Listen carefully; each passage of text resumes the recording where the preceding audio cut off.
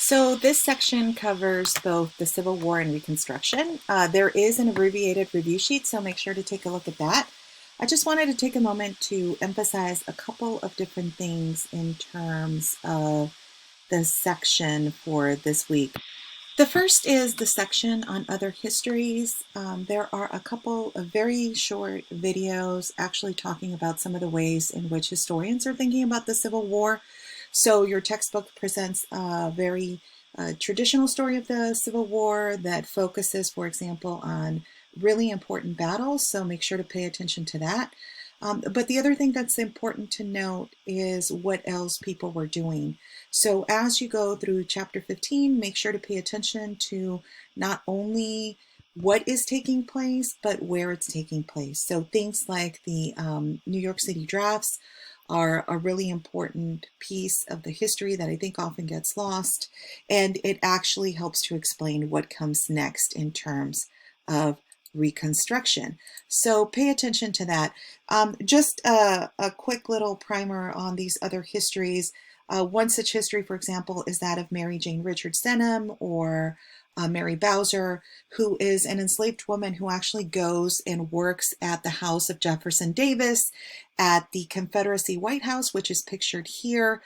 She is somebody who actually was working as part of a spy ring for the North that was both led by women and composed of women. That were working in the South, but were working really for the Union. So there's lots of different stories that we traditionally don't hear about. And so taking a look at those videos is an opportunity to think about them.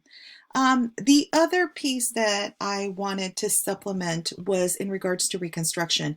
So there is a large body of literature in terms of thinking about what happens after the Civil War that really focuses on the issue of citizenship. And one of these scholars is actually Martha Jones. Her book, Birthright Citizens, actually addresses what was taking place, especially in the courts, in regards to the citizenship of Black free individuals in the United States.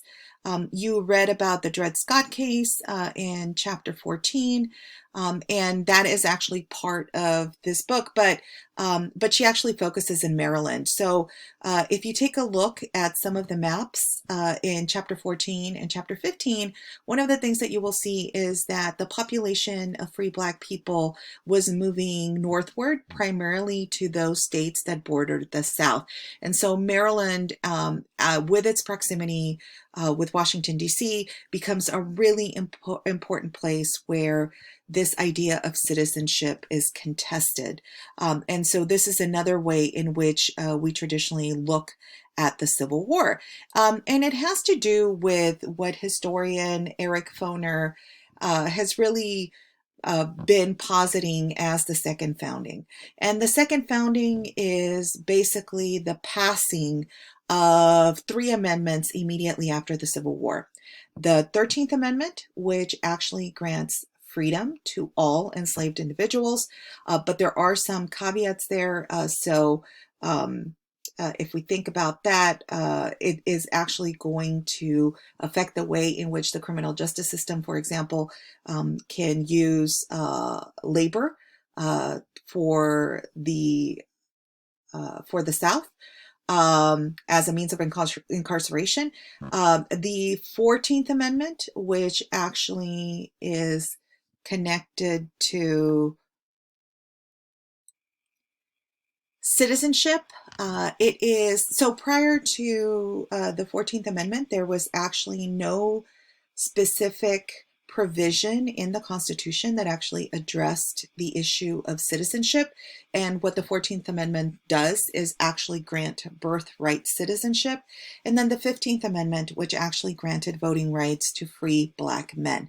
So these three different amendments are traditionally seen as part of the second founding. Eric Foner is a historian of the Reconstruction era. That is what he is best known for.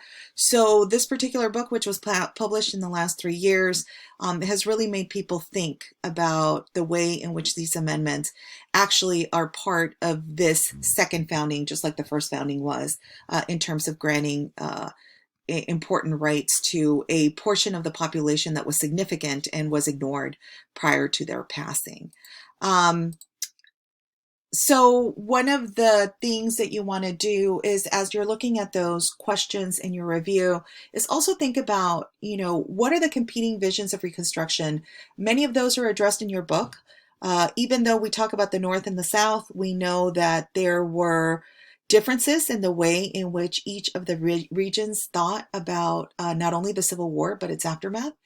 Um, Secondly, I want you to really think about these three amendments that I just mentioned and what their significance is, especially not only during Reconstruction, but actually connected to this last question, where we see the redemption be a direct backlash to what was taking place in Reconstruction. So think about those things as you review the chapters, and I look forward to see how much of what you learned this week is actually applied in the next couple of weeks.